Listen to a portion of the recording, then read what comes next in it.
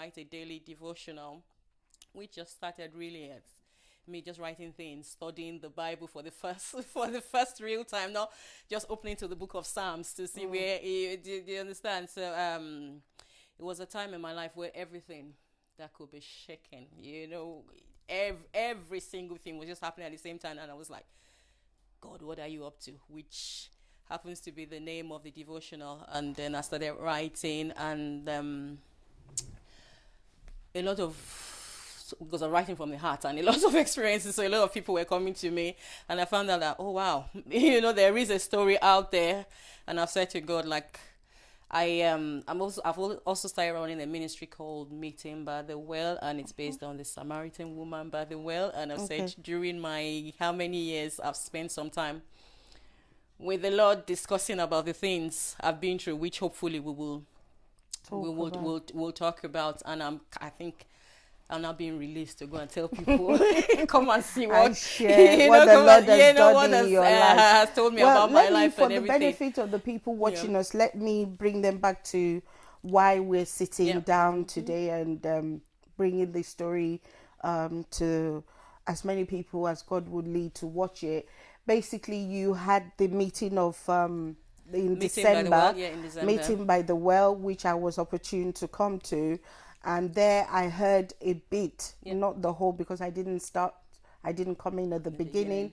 And I heard her talking about her personal experience, your life experience, and how Meeting by the Well was birthed, and how you launched out, and what really brought that about.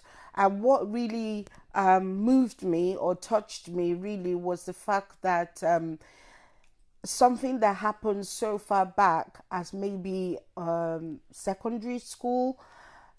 Now what can we say? It's only in the last few years really that you've been able to come out of it. So we're talking of how many years? Over 20 years. Over 20 years.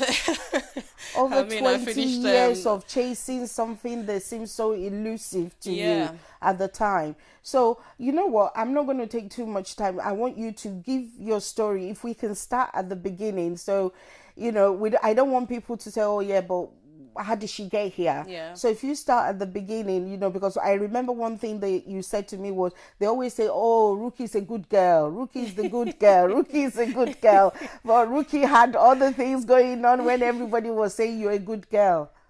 I always start my program when I'm invited for events. I always start my program with my CV. Okay. I always like to start with my CV, and my CV is, I've had two failed marriages actually. I've got 2 children from 2 different men, and they're not from the same, and they're not from any of the men that you were married to. So that's 4.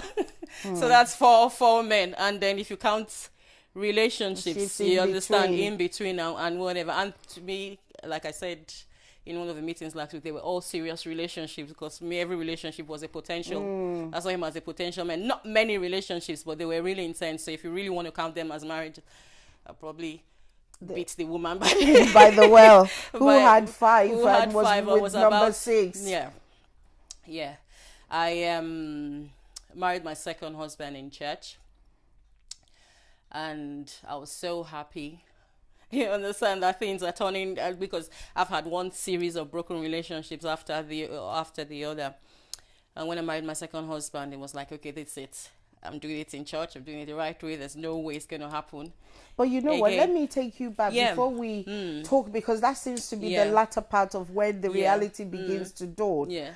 But your journey in life as a little girl growing up, I believe in what we call an ideal family. There's a mom, there's a dad, there's siblings.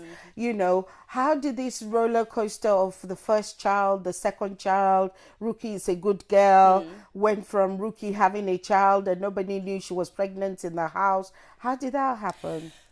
I was going to start from my husband, from this marriage, and then go back backwards, there. But whichever way.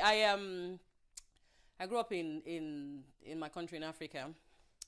I went to very good schools. Actually I was born here, and then at the age of 3 went back home. Went to really good schools. But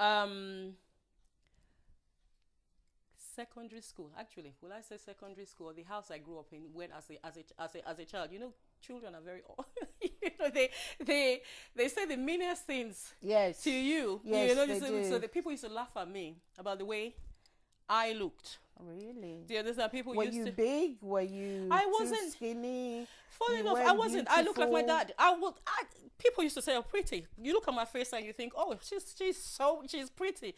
But then they had to say, I look like my dad. I think when you came in, you asked me, who do you look like? I look like my mom.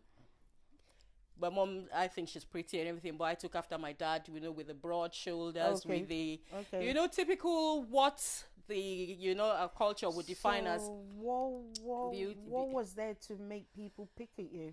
Oh God, different things. Okay. Secondary school, they used to laugh at me and say, "Oh, I wish I had a bottle of Coca-Cola." You know, the Coca-Cola bottle. They Okay, used to that say you were the shape up, upside down. upside down. So meaning I had broad shoulders, But skinny but legs. you know, and you know, it's like you know that you know, and like that.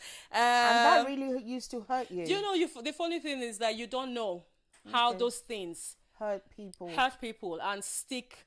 You in know, their because minds. the devil starts to play with your mind very, very early. You know, very.